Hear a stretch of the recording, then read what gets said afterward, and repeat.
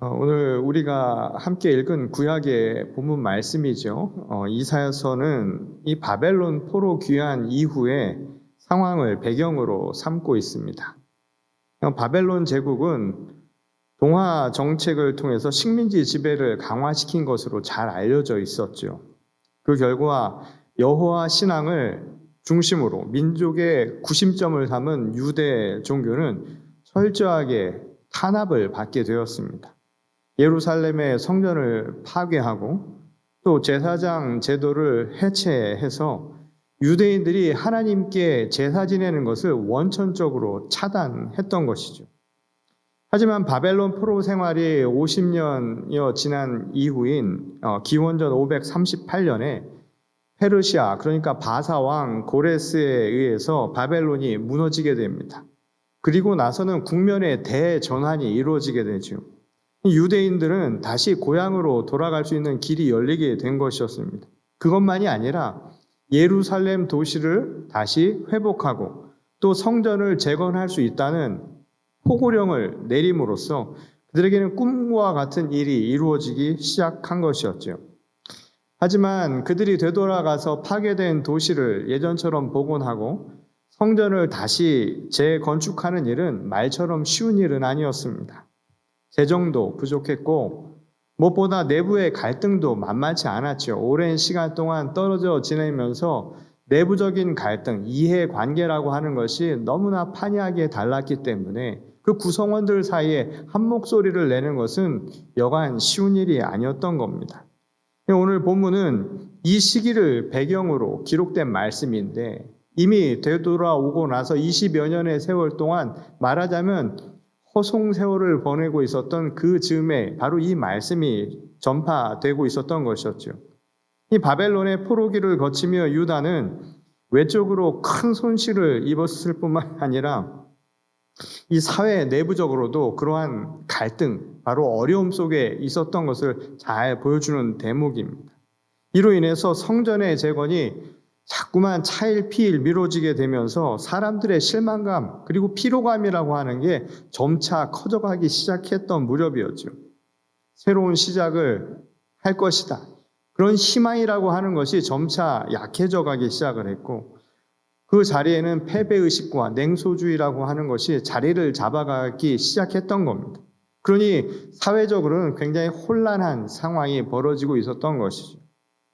이 전쟁에 비교할 바는 아니지만 이 현실에 대한 무력감 그리고 좌절감에 빠져서 불만과 불신이라고 하는 것이 자라나는 것은 오늘 우리의 현실이기도 하죠. 이 팬데믹을 경험하고 있는 오늘 우리 시대에도 이와 유사한 감정을 토로하는 사람들이 우리 주변에 아주 많습니다. 이 좀처럼 전염병의 기세가 수그러들 기미가 잘 보이질 않고 계속해서 변이가 등장을 하다 보니까 곧 모든 것이 정상화될 것이라고 믿었던 그 기대가 점차 줄어들기 시작하는 거예요. 이 자신의 의지대로 또 마음껏 할 수 없다라는 것, 그것은 말 그대로 자유가 제한된 삶을 살아간다는 것인데 그게 참 내키지 않은 일이라는 것은 분명한 것이죠. 분명 종식이 되기는 하겠지만 언제가 될지도 모를 그때를 기다리면서 지금과 같은 생활을 계속해 나간다는 것, 버틴다라는 게 사실은 사람의 기운을 빼앗는 그런 일이 아닐 수 없다는 겁니다. 이처럼 좌절감에 빠져있는 이들에게 오늘 이사야는 더 이상 하나님께서 그들을 버림받은 자처럼 내버려 두시지는 않을 것이라며 오늘 이 권면의 말씀을 우리에게 준 것이었습니다. 그리고 그들에게 새로운 이름을 지어주었죠. 바로 헵시바와 뷸라라는 이름이었습니다. 이 헵시바라는 말은 나의 기쁨이 그에게 있다라는 뜻입니다. 반면에 뷸라라고 하는 말은 결혼한 여자를 뜻하는 말이었죠. 그러니까 이 말은 유다가 하나님이 기뻐하시는 민족이며 결혼한 여자로 불리게 될 것이라는 뜻이었습니다. 한마디로 말하자면 신랑이 신부의 모든 것을 사랑하고 그를 통해서 기쁨을 얻는 것처럼 하나님도 유대 백성들을 사랑과 기쁨으로 대하실 것이다 라는 의미를 담은 말이었다는 거예요. 여기서 하나님이 기뻐하신다라는 이 말은 그만큼 소중하게 여긴다라고 하는 것을 뜻하는 말이죠. 그렇게 대하는 특별한 이유가 있어서 기뻐하는 것은 아닙니다. 이 하나님은 그의 백성들을 소중하게 기뻐하시는 것이 특정한 이유가 있기 때문만은 아니라는 거예요. 일방적으로 자신의 백성들, 자신의 자녀들을 사랑하기 때문이라는 것이죠. 다만 이사야는 그것을 신랑이 신부를 사랑하는 그 사랑의 마음으로 비유를 해놓은 것뿐이라는 겁니다. 이 하나님의 사랑이 무조건적인 것처럼 하나님이 우리를 소중한 존재로 기뻐하시는 것도 무조건적인 일이라는 거예요. 우리에게는 선물과 같은 하나님의 자비라고 할 수 있는 대목입니다. 뭔가 기대하는 것도 없는데 보기만 해도 기쁜 것, 그만큼 소중하다라는 뜻 아닐까요? 우리가 생명을 보면서 그런 생각을 갖지요. 자라나는 아이들을 보면서 부모의 마음이 그 아이가 무엇을 했기 때문이 아니라 그냥 그 자체로 소중하고 그렇기 때문에 기쁜 것 아닙니까? 보는 것만으로도. 그것이 바로 하나님이 우리를 보는 마음이라는 거예요. 그것은 무언가 대가나 또는 무언가 이유가 있어서 기뻐하는 남을 대하는 것과는 전혀 다른 것이죠. 다시 말해서 이제 나의 것, 나의 자녀가 되었다라는 것, 우리가 하나의 소중한 존재가 되었다라는 것을 함축한 의미라는 겁니다. 그러니 하나님이 기뻐한다는 말은 하나님이 기뻐할 정도로 우리 각 사람을 그만큼 존귀한 존재로 생각하고 계시다라는 뜻이라는 거예요. 그런 의미에서 하나님이 기뻐하시는 신부가 된다. 이것은 우리에게 굉장히 놀라운 축복이 아닐 수 없다는 겁니다. 이 아무 조건 없이 그분으로부터 사랑받는 대상이 되었다라는 것을 뜻하는 것이기 때문이죠. 그래서 오늘의 또 다른 본문 말씀인 가나의 혼인잔치는 우리에게 아주 특별한 사건을 이야기해 주는 것임을 알 수가 있지요. 이사야가 사용한 것처럼 유대인에게 혼인이라고 하는 것은 하나님과의 관계를 상징적으로 표현한 비유의 말씀입니다. 따라서 혼인잔치라고 하는 것도 하나님과 맺은 언약이 성취되는, 말하자면 구원의 날을 의미하는 것임을 알 수가 있지요. 비유적 표현이라는 거예요. 진정한 천국 잔치라고 하는 것이 그 안에 담겨져 있는 함축된 상징적 의미라는 것입니다. 이 같은 맥락에서 이 이야기의 전체를 하나의 표적이라고 이야기했던 그 말에도 우리가 주목해서 살펴볼 필요가 있죠.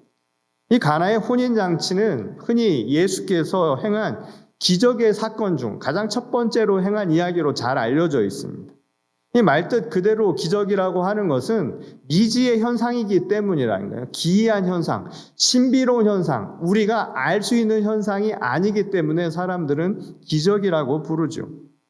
근데 가나의 혼인잔치를 그래서 기적 이야기라고 부르는 이유 가운데 하나는 그 이야기 중에 하나였던 물이 포도주로 변하는 바로 기이한 현상에 사람들이 주목했기 때문이라는 것을 짐작할 수가 있죠. 실제로 성서에는 이와 같은 신비한 현상들이 아주 많이 등장을 합니다. 그래서 어떤 이들은 성경을 기적의 책이라고 부르기도 하죠. 하지만 그것은 양날의 검 같은 것이죠. 왜냐하면 합리적인 판단 그리고 과학적, 이성적인 추론을 더 중요하게 여기는 오늘날 현대인들에게 있어서 그것은 오히려 의심의 대상이 될 수도 있기 때문이라는 거예요.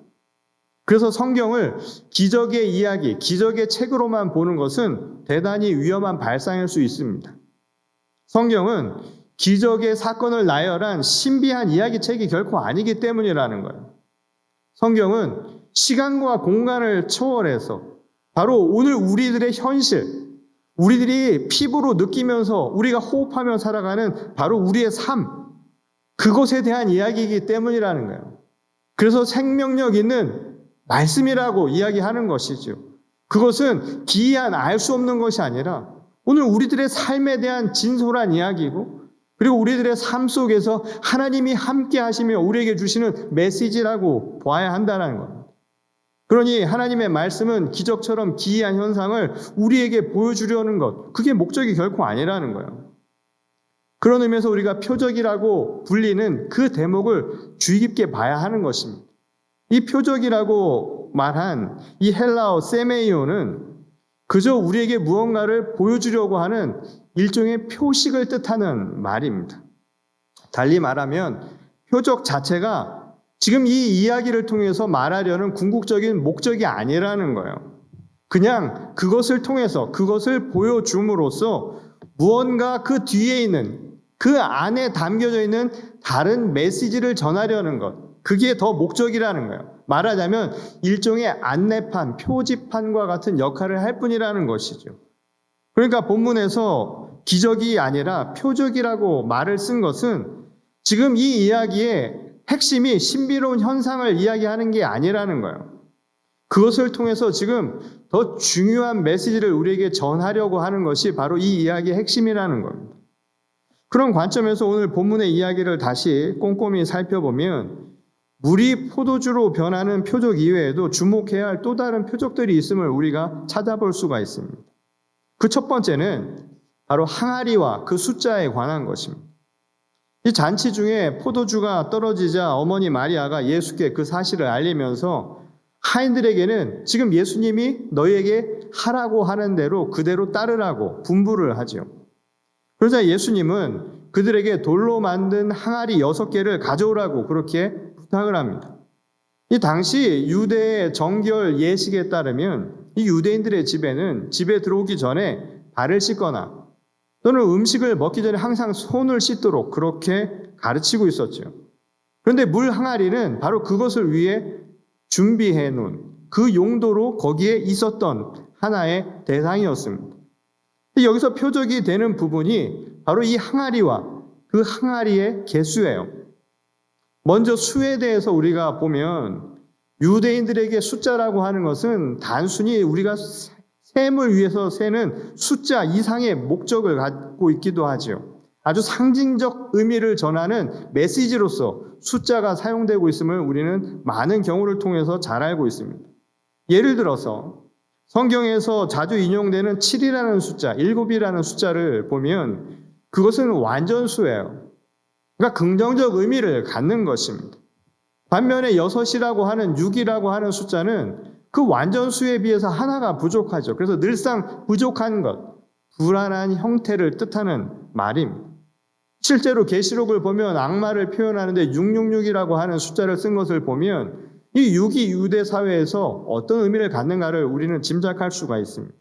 근데 주목할 부분은 바로 그 불완전한 6개의 항아리를 가져오라고 했다는 바로 그 부분이에요.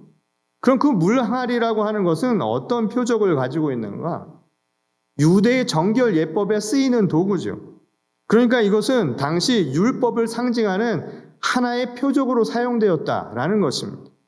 그러니까 항아리를 6개 놓은 것은 유대 율법에 대한 일종의 부정적인 표현이라는 거예요. 그러니까 율법 자체의 불완전성을 나타내는 것이라는 뜻입니다. 여러분 잘 한번 생각을 해보십시오. 지금 잔치집에 놓여있는 6개의 항아리가 지금 이 이야기의 전체 핵심이 되고 있는 물이 포도주가 되는 그것에 어떤 역할을 한 게 하나라도 있습니까? 아무것도 없습니다. 지금 이 이야기는 아주 중요한 사실을 가르쳐주죠. 율법은 지금 물이 포도주로 변하는 것, 다시 말해서 죽음에서 생명으로 변하는데 아무런 역할을 하지 못한다는 거예요. 구원이라고 하는 그 사건은 율법으로서는 불가능하다는 것을 이야기해 준다는 것이죠. 지금 이 사건의 핵심은 바로 예수 그리스도를 통해서 이루어졌다라는 바로 그 부분이라는 거예요. 당시 사람들이 알고 있었던 것처럼 유대의 율법은 우리를 그렇게 구원 못 시킨다는 거예요. 구원은 오직 그리스도 예수를 통해서 이루어지는 사건이라는 사실을 바로 이 이야기를 통해서 가르쳐주고 있다는 것이죠. 그것이 바로 이 안에 담겨져 있는 이 표적이 가리키고 있는 상징적 의미였다는 거예요. 천국잔치는 여러분 율법만 가지고는 결코 안 된다는 겁니다. 여러분 갈급한 사람들의 필요를 아시고 그 율법을 완성하신 오직 그리스도의 말씀만이, 오직 그리스도의 능력만이 그것을 가능케 한다는 거예요. 구원, 그리고 그것을 통해서 우리가 누리게 될 천국 잔치는 오직 예수 그리스도 한 분밖에는 그것을 가능케 할 뿐이 없다는 거예요. 그래서 기적의 현상으로 지목한 물이 포도주로 변화된 그 장면도 이 단순히 이 신비한 변화에 관심을 두기 이전에 왜 그 변화의 대상이 포도주인가를 또 살펴볼 필요가 있습니다. 이것이 바로 두 번째 표적인데요. 이 포도주가 중요한 또 하나의 표적으로 사용되었다는 것을 우리가 볼 수가 있습니다. 그 이유는 복음의 대상, 다시 말해서 이 복음이 선포돼서 이것을 들어야 할 그 사람들과 연관이 있죠. 이 복음이라고 하는 것은 유대인들에게 특정한 혈통을 타고난 사람들에게만 전파된 이야기가 아닙니다. 이것은 이방인들에게도 공히 전해져야 할, 선포되어야 할 하나님의 말씀이에요. 구원의 소식은 사람을 가리지 아니하고 하나님께서 주신 축복의 말씀 아닙니까? 그러니까 지금 이 가나의 혼인잔치 사건도 언젠가는 이 이야기가 유대인들만이 아니라 이방인들도 듣게 될 사건이라는 것을 우리가 감안하고 이 말씀을 이해할 필요가 있다는 겁니다. 잘 알려져 있는 것처럼 당시 유대의 관점에서 이방 사회는 헬라 문명권 하에 있었죠. 그래서 만일 헬라 문화에 익숙한 이방인들이 지금 이 가나의 혼인잔치를 듣게 되면 자연스럽게 떠오르는 한 가지 모습이 있다는 거예요. 그 장면이. 그것은 바로 아주 화려하고 또 문란하기 짝이 없었던 축제 장면을 떠올렸다는 겁니다. 고대 헬라인에게 있어서 축제는 일상에 지친 사람들에게는 일종의 엑스타시와 같은 역할을 했습니다. 그건 무슨 말이냐면 환각적인 상태를 경험하게 만드는 아주 중요한 공간이었다는 거예요. 이 대부분 고대 사회의 많은 사람들은 노동을 통해서 살아갔죠. 그러니까 고단한 일상을 잊기 위해서 축제라고 하는 것은 진탕 술을 마시거나 여러 가지 일을 통해서 육신의 쾌락을 추구했던 바로 그런 장소였어요. 지금은 잘 이해가 되지는 않겠지만 그들은 그것이 육신의 구원을 가져다 주는 것이라고 믿었다는 겁니다.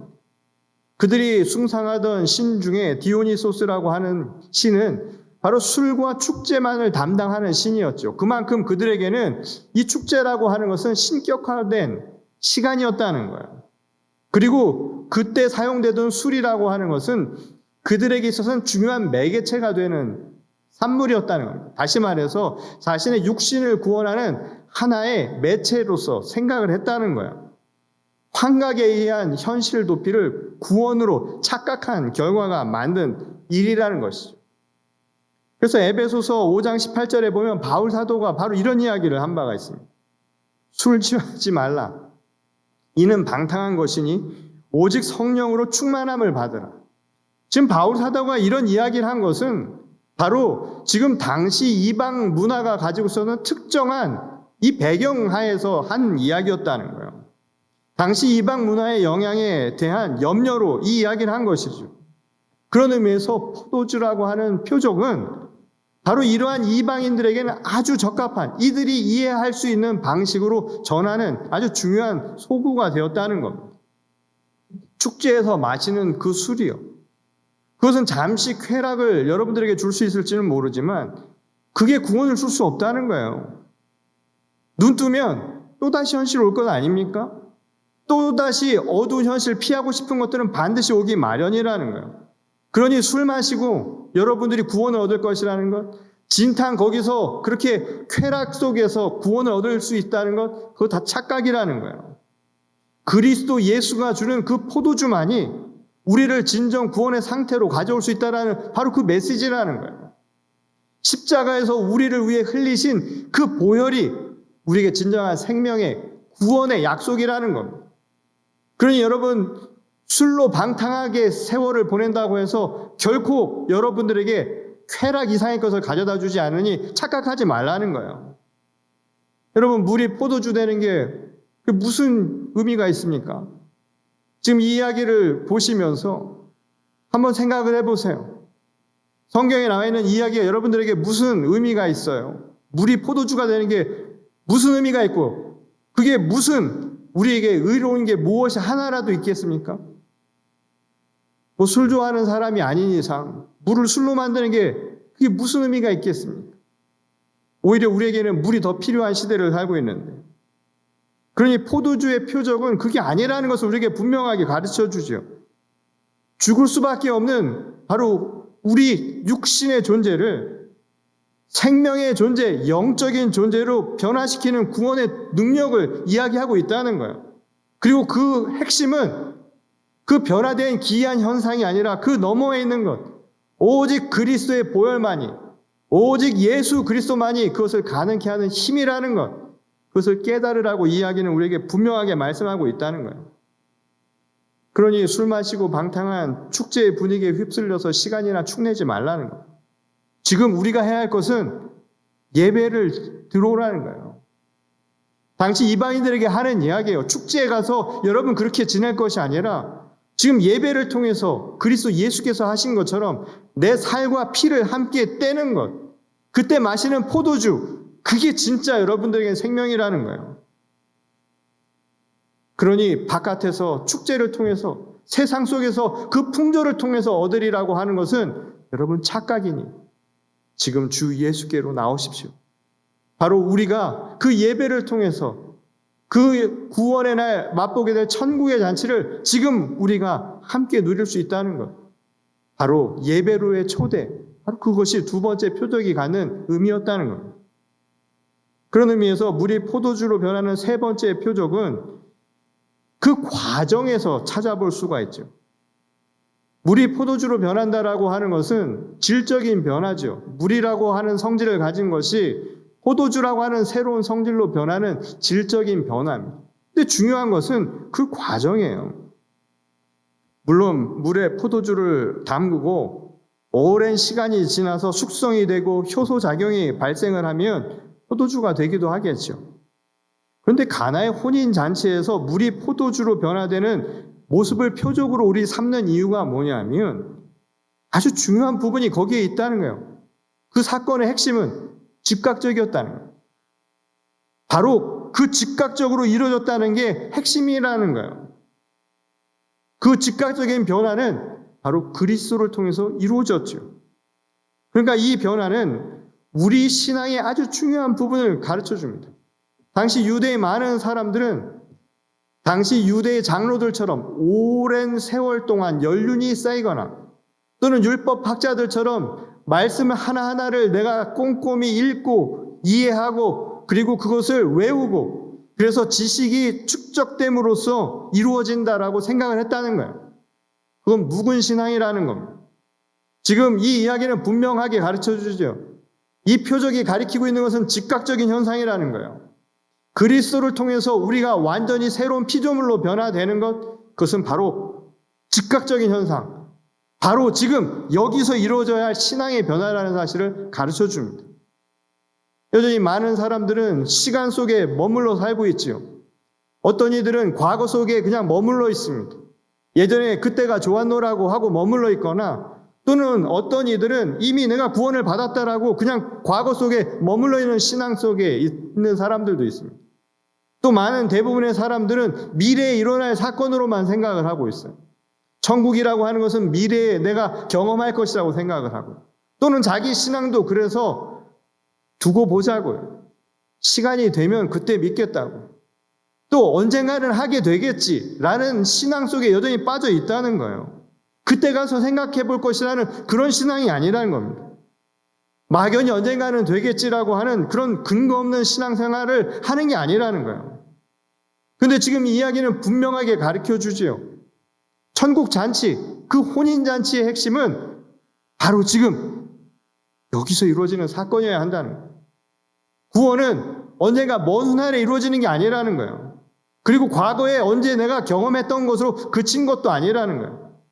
지금 그리스도와 함께 바로 여기서 지금도 이루어지고 있는 현재적 사건이라는 것을 가르쳐주고 있죠. 그 이유는 너무 분명한 거예요. 오늘 이사야가 이야기한 것처럼 하나님은 우리를 너무 기쁘고 너무 소중하게 생각하시는데 바로 지금 그렇기 때문이라는 거예요. 어떻게 하나 지켜보고 나서 소중한 존재라며 기뻐하시는 하나님이 아니기 때문이라는 거예요. 지금 바로 하나님은 날마다 우리와 함께 하시면서 우리를 소중한 존재, 기뻐하는 존재로 함께하고 계시기 때문이라는 것이죠. 그런 의미에서 가나의 혼인잔치는 옛날 이야기가 아닌 거예요. 그리고 기이한 현상처럼 마술과 같은 것, 그걸 보여주려는 이야기도 아니라는 거예요. 그런 기적 이야기가 아니라는 겁니다. 이 이야기의 핵심은 지금도 우리를 기뻐하시고 우리를 소중히 여기시는 하나님과 만나는 바로 지금 여기서 일어나는 사건임을 가르쳐주는 말씀이었다는 거예요. 현재적 사건이라는 거예요. 오늘 이 이야기가 우리에게 얼마나 큰 위로가 됩니까? 오늘 우리들의 삶에 그래서 우리를 하나님의 사랑으로부터 끊을 수 있는 것은 아무것도 없다라는 고백이 나올 수밖에 없는 거예요. 지금도 여전히 우리를 사랑하시는 하나님이, 우리를 기뻐하시고 우리를 소중하게 여기시는 그 하나님이 함께하고 계시기 때문인 것이죠. 그것이 바로 오늘 우리에게 현재적 사건이 되어야 한다는 겁니다. 물이 포도주로 변하는 그 표적이 가리키고 있는 그 삶의 변화가 지금 일어나야 한다는 거예요. 하나님이 나와 함께 하시다라는 그 믿음이 그래서 나를 변화시키는 거예요. 어떤 공군과 어떠한 어려움들, 그리고 내 신앙을 방해하는 그 어떠한 것도 하나님이 나를 사랑하는 것을 끊을 수 없듯이 나도 하나님을 믿는 그 믿음을 끊을 수 없는 고백이 나와야 한다는 겁니다. 이것이 바로 지금 나를 변화시키는 힘이라는 거예요. 오늘 우리의 현실 속에서 마치 혼인잔치에 술이 떨어져서 어려움을 겪었던 것처럼 오늘 우리들의 삶에서도 많은 필요를 요구하면서 살아가죠. 우리가 바라는 방식대로 지금 일이 잘 진행되지 않을 수도 있습니다. 우리의 인생은 그런 것 아닙니까? 그게 현실이라는 거예요. 누가 금년 한 해 동안 늘 평안하기만을 기대했어도, 내가 원하는 방향대로만 가기를 바랐어도 인생은 그런 방향으로 갈 수 없다는 것을 우리는 너무나 잘 알고 있습니다. 그런 현실 속에서 오늘 우리를 버티고 우리를 격려하고 우리를 위로하고 우리를 소망 가운데 이끄는 힘이 무엇입니까? 그것은 여전히 하나님이 우리를 기뻐하신다는 그 사실, 그리고 우리를 하나님의 귀한 자녀로 삼고 계시다는 바로 그 사실입니다. 그리고 오늘 그것을 통해서 바로 지금 여기서 그리스도께서 나를 위해 그 보혈로 나에게 생명을 주시는 분이라는 그 소망 가운데 내가 믿음으로 나가는 것입니다. 그리고 그 안에서 진정한 소망을 회복하는 거예요. 그 무엇도 우리를 끌어낼 수 없는 힘이 바로 여기 있는 것 아니겠습니까? 여전히 삶의 무거운 짐을 안고 살아가는 이들에게 저 밖에서 무엇을 통해서 우리에게 희망이 있느냐고, 또 저 바깥에 그 무언가를 통해서 내가 기쁨을 얻는다고 생각한다면 그건 착각이라는 거예요. 오늘 진정한 생명이 되어주신 그리스도 예수를 통해서 오늘 우리를 천국 잔치로 초대하신 그 주님의 초대를 통해, 그리고 날마다 우리와 함께 하시며 우리를 기뻐하고 우리를 소중한 한 생명으로 받아들여 주시는 그 하나님의 은혜 안에서 오늘 우리에게 진정한 소망이 나타나는 줄 믿습니다. 그런 의미에서 이 어려운 시기도 서로를 격려하고 위로하며 승리하는 우리 모두가 될 수 있기를 소원합니다. 여러분 힘내십시오. 서로를 격려하며 위로하며 이겨내시기 바랍니다. 하나님이 우리와 함께 하십니다. 그리고 물이 포도주가 되는 것처럼 오늘 이 믿음으로 하나님 앞에 고백하는 우리 모든 삶 속에 하나님께서 날마다 구원의 놀라운 은총을 내려 주시리라 믿습니다. 이것이 우리 모든 성도들의 소망이요, 금년 한 해를 살아가는 모든 교회의 기대가 될 수 있기를 주님의 이름으로 간절히 축원합니다. 우리 다 같이 기도하시겠습니다. 하나님, 참 힘들고 어렵고 무겁고 때로는 좌절이 되는 하루하루를 살아가는 것이 우리의 인생입니다. 여전히 우리 가운데는 참 고통스러운 현실을 살아가는 이들도 있습니다. 또 어떤 이들 가운데는 지금 이 현실을 회피하고 싶어 한 만큼 무거운 짐을 지고 가는 이들도 있습니다. 오늘 우리 모두에게 그러나 하나님은 동일하게 말씀하십니다. 즐거워하는 자들이나 또한 슬퍼하는 자들이나 모두가 하나님의 소중한 자녀임을 가르쳐 주셨습니다. 이것이 우리의 고백이 되게 하시고 믿음의 결단이 되게 하여 주시옵소서. 그리하여서 오늘 우리들의 삶이 물이 포도주가 되듯이 완전한 변화를 이루고, 그것이 먼 이야기가 아니라 바로 지금 여기서 이루어지는 우리 신앙의 결단이 되게 하여 주시옵소서. 오늘 날마다 구원의 기쁨을 통하여서 천국 잔치를 날마다 경험하는 주의 거룩한 성도들이 다 되게 하실 줄 믿사오며 거룩하신 우리 주 예수 그리스도의 이름으로 간절히 기도드렸습니다. 아멘.